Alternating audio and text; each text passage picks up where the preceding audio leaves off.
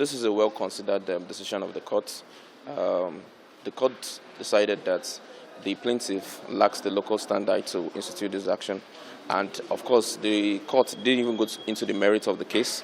And the court held that it lacks jurisdiction to entertain this matter.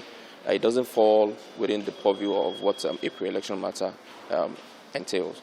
So that is, in summary, the decision of the court. What was your initial argument before today? Our initial argument bordered on our release.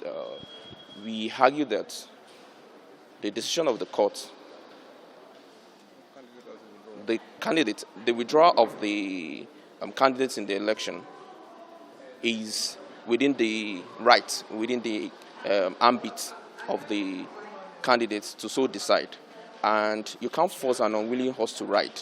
In this matter, there is an evidence of a voluntary withdrawal of the candidates. So the court decided to